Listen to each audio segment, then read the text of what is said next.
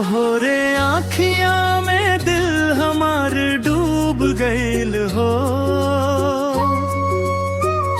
मुस्की तोहर देख के जान टूट गईल हो। कहला दिल रोज रोज एके बात हो।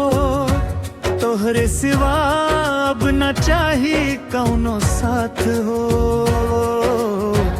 सजनिया तोहार नाम लिखाइल सांस में, रहनी दीवाना बनके तोहरे पास में। छू लेला जब तोहार नरम हथेली, दिल बोले शादी कर ली आज काल में।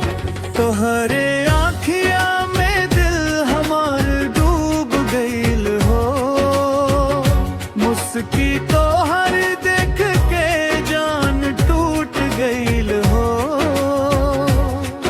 अंकड़ार पे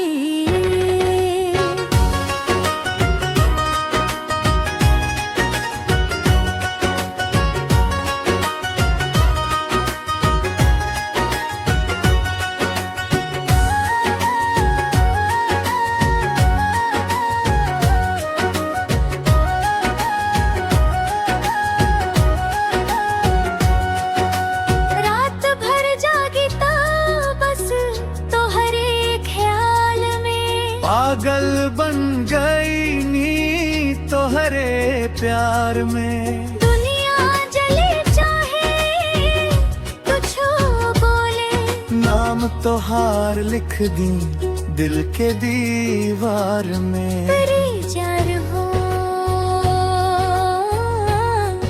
नान हो।